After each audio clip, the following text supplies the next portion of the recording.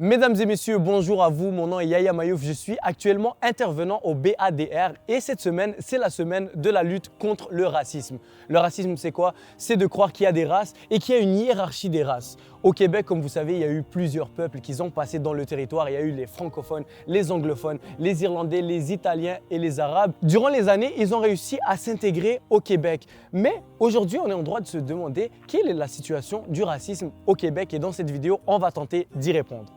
Bonjour, je m'appelle Siraj, j'ai 15 ans et je suis à l'école secondaire Antoine de Saint-Exupéry. Bonjour, je m'appelle Cyrine, j'ai 16 ans et je vais à Henri Bourassa. Bonjour, je m'appelle Fléau, je suis étudiant à l'Université du Québec à Montréal. Je m'appelle Maria Adjamara, j'ai 15 ans et je vais à l'école secondaire Henri Bourassa. Bonjour, je m'appelle Islam, j'ai 15 ans et je vais à l'école Antoine de Saint-Exupéry. Je m'appelle Étienne Gévry-Boucher, je suis coordonnateur du volet interculturel à la table de quartier Concertation Saint-Léonard. Bonjour, je m'appelle Janie Janvier et je travaille pour la table de quartier Concertation Saint-Léonard. Bonjour, je m'appelle Marcia Campillo, je travaille pour la Maison de la Famille de Saint-Léonard comme coordonnatrice en engagement communautaire. Je suis Mohamed Lotfi, je suis sociologue et intervenant. Je fais de l'intervention auprès des jeunes avec BADR. Bonjour, je m'appelle Donchi. Je suis directrice adjointe pour un centre communautaire pour les personnes âgées ici à Saint-Léonard. Êtes-vous d'accord avec certains politiciens qui affirment que le racisme systémique n'existe pas au Québec? Personnellement, je suis pas d'accord avec cette affirmation parce que le racisme systémique, il se manifeste sous plusieurs formes et des fois c'est tellement subtil que les personnes qui ne sont pas concernées par ce racisme, ils vont même pas s'en rendre compte, mais ça laisse des séquelles aux personnes concernées. C'est une bonne question, mais en fait, à mon avis, oui, je pense que le racisme systémique existe et je pense que c'est important qu'on le reconnaisse, qu'on s'entende là-dessus, tout le monde, pour pouvoir avancer et créer du changement pour le mieux. Et puis, comment le combattre?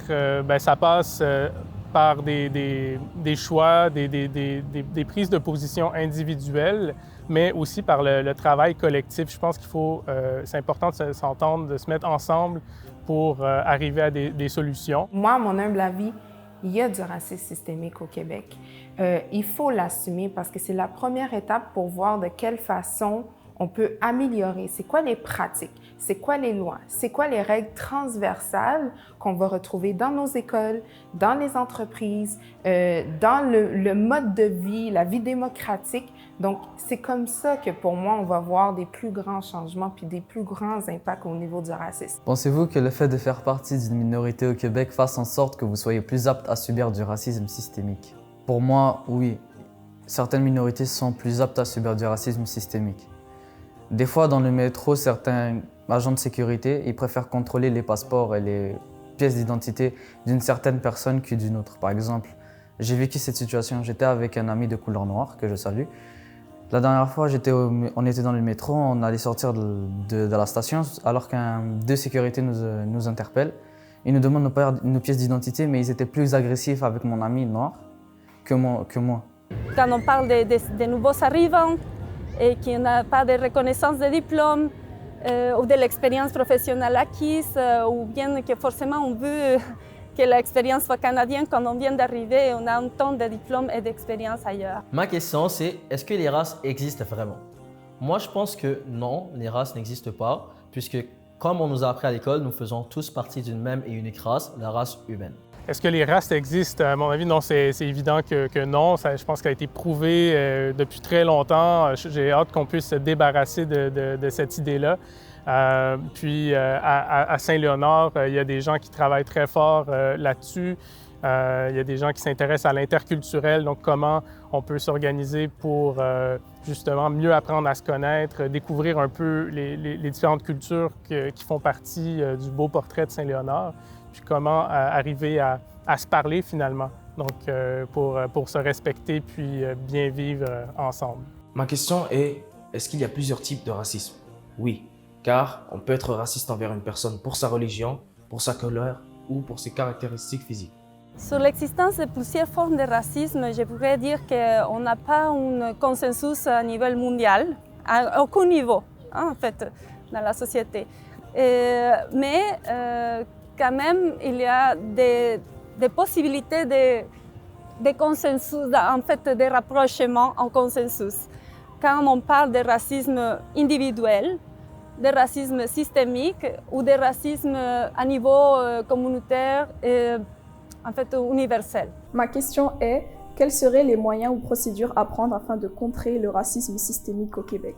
Selon moi, l'éducation est la clé et on devrait en parler aux enfants dès leur plus jeune âge à l'école afin qu'ils sachent quelles sont les conséquences de ces actes graves et discriminatoires. Une solution, mais pas une solution miracle, à mon avis, ça serait de commencer par la sensibilisation, l'information auprès des plus jeunes et bien sûr vers les autres populations plus âgées, dans le but de justement semer une première graine qui favorise l'inclusion, l'acceptation envers les diverses cultures, incluant la culture de la société d'accueil, de manière à ce qu'on ait une future meilleure contre le racisme.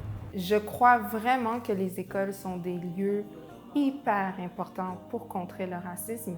Pourquoi? Parce que premièrement, c'est le terreau fertile où il y a du transfert de connaissances, il y a des apprentissages, puis où on fait de l'éducation à nos enfants. Donc, pour moi, c'est vraiment la première étape où on peut donner de l'information, voir comment on peut en discuter, comment ça peut être intégré dans le programme éducatif, dans le contenu, et aussi les gens à l'école. Donc, les professeurs, les membres équipe école, c'est des gens qu'il faut voir une représentation de la diversité culturelle, qu'il faut voir que dans leur façon de parler, dans leur façon d'échanger, on voit comment on peut lutter contre le racisme. Bien, ça tombe bien, on est devant une école en ce moment. Je pense que de commencer très tôt à parler de ces enjeux-là, à parler du vivre ensemble, à parler des différences, puis faire en sorte que les différences soient vues comme de la richesse et non comme un défi ou un problème, finalement. Est-ce qu'il y a un changement au niveau de ce qui est stratégique, stratégie de prévention contre le racisme? Je crois que dernièrement, on parle d'un débat. Puis on dit, est-ce que le débat a commencé? Moi, je crois que le racisme est le débat. Ça veut dire que c'est lui-même qui est le débat. Puis le fait de commencer le débat, c'est un processus et non pas nécessairement, c'est pas le sujet, c'est plutôt le processus. C'est de commencer à considérer le racisme, pas nécessairement comme un sujet à débattre, mais plutôt comme quelque chose qu'il faudrait changer. Alors, au niveau stratégique, je crois qu'il y a plusieurs choses qu'il faudrait redéfinir. Est-ce que le fait d'avoir un discours critique, est-ce que c'est le discours critique qu'on a le droit d'avoir ou est-ce que le discours haineux? Parce que le fait d'avoir un discours haineux, on tombe dans un jugement de valeur. Par contre, un discours qui est critique, on a le droit de juger un fait, de dire que, par exemple, telle communauté a fait telle chose, puis moi, je ne suis pas d'accord. Pas nécessairement, j'aime pas la personne, j'aime pas la communauté, mais je prends une attitude envers un type de comportement. Les stratégies qu'on doit faire, c'est d'expliquer aux citoyens que le fait de lutter contre le racisme, c'est une façon de faire engager tout le monde. Et c'est ça qui pourrait, si à mon sens, si je réponds à la question, le fait de réussir ou de changer, c'est le fait d'engager tous les citoyens dans un esprit citoyen, dans des objectifs qui sont citoyens. Pour finir cette vidéo, j'aimerais remercier le binôme ainsi que tous les intervenants qui ont fait en sorte que cette vidéo ait eu lieu, ainsi que le BADR qui a fait en sorte de réaliser cette vidéo. Le BADR, c'est quoi? C'est un centre culturel où il y a plusieurs activités sociales, sportives pour les jeunes ainsi que les moins jeunes. Pour finir, le racisme, c'est une responsabilité de chacun et chacune d'entre nous. Donc, luttons contre le racisme ensemble et ciao! United we stand, tall divided we fall. Hey, yeah. It's time for us to change and break these chains. Yeah, yeah. Work together to succeed, show them what we can be. Hey, yeah. We just need unity.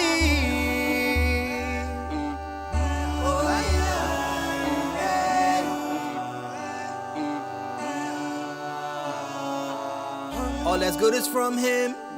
But that is our own doing.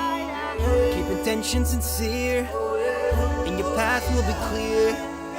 If you make a mistake, turn to him and just pray. Pray he cultivates peace, turns our hardship to ease. Yeah. Respect each other's differences instead of acting ignorant. They wanna keep us divided.